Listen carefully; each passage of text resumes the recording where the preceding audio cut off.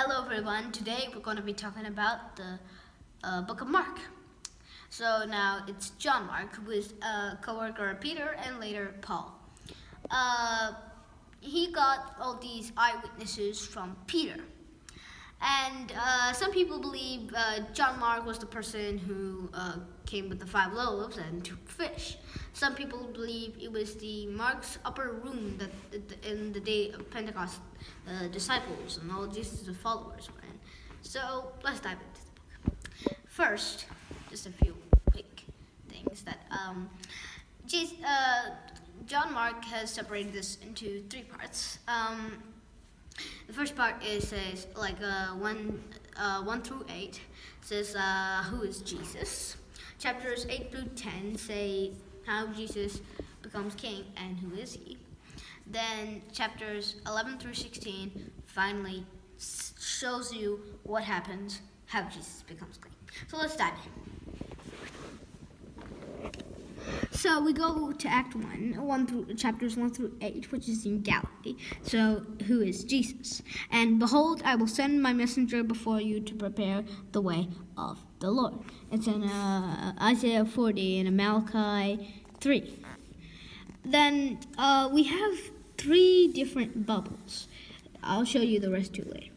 So this one becomes an icon that God's witness, saying he's a witness of God, saying, "You are my beloved," and the Holy Spirit, he witnessed Jesus by coming in a dove and a place coming on his head, and then Jesus comes and he says, "Good news, God's kingdom has come near." So then we go into where Jesus brings God's kingdom. He's healing people and forgiving people's sins. Now he gets diverse responses. So some people think, who is he? And some people think, where did he get this knowledge? And some people say only God can forgive sins. And some people are saying his power comes from the devil. Then we go to parables about the mystery of God's kingdom. And he talks about these parables like the 4 soils, the soil that is receptive and the soils that are not receptive. Then he talks about the mustard seed, how a little teensy-weensy seed becomes a huge, magnificent tree. So then the disciples, just like these people, also get confused. Who is he really, and what do these parables mean? Then that launches us into 8 through 10 when they're on the way to Jerusalem. Now they have 3 main conversations, and where Jesus actually answers questions. And some people think he's the victorious king who defeats the Romans. Following Jesus is like a great, easy life, living life in kingdom and glory. But what Jesus knows is he's this servant of Isaiah 53. And following Jesus is like dying, means rejecting violence and pride and acts of love and service. So then in conversation 1, he asks Peter, "Who do you say I am?" Peter answers correctly and says, "You are the Messiah." And then, but he's also thinking about the victorious king and easy life. And then conversations 2 and 3 are basically he's pointing to what he really is. The Son of Man did not come to be served, but to become a servant and give his life as a ransom for many. Then and this is the second bubble, main icon in the story, where he comes and God again witnessed him saying, "This is my beloved Son." And he comes with God's glory. Moses and Elijah appear, and Peter, James, and John, they're all shocked and amazed. This launches us into chapters 11 through 16, where how Jesus becomes king. Now he comes in a donkey, and in the older times, donkey means the king came for peace, and he was the king of peace. So they start hailing him into save us, son of David, and they hail him into the city. Then he goes in and starts wrecking everything because they're not doing the right thing. He says, "You have turned my house into a den of thieves."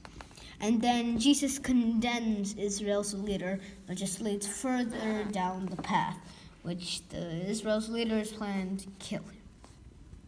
Then the prediction of Jerusalem's downfall, which is the city and the temple, will be destroyed within some time. And the disciples will be killed, and Jesus will one day come back. And then we have, here's the third icon, the last and most important thing in the story. He's put on trial before the Jewish leaders and the governor, and he is sentenced to be crucified. And then it's a Roman soldier who crucified Jesus, who says this man really was the Son of God. He's really the first person in the story to grasp Jesus' identity. The crucified Jesus is the Son of God.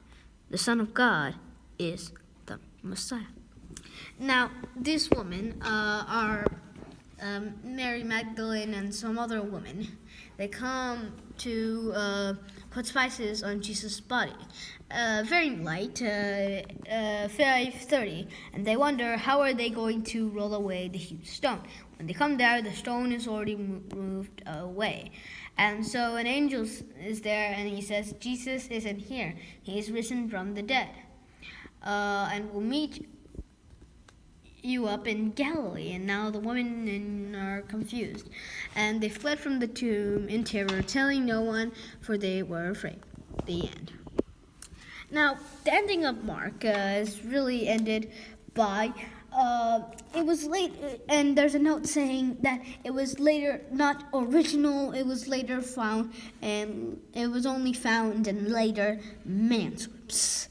It was possible that it was never finished, or it was lost, or the abrupt ending is intentional. Mark emphasizes the shocking claim that the crucified and risen Jesus is the Messiah. The lack of closure forces you to ask, will you run away, or will you recognize the crucified Jesus as your king?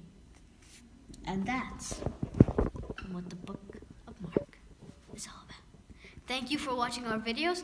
Don't forget to put a subscribe button, press subscribe, and don't forget to like our videos. If you haven't seen the book of Mark, please go ahead and watch that.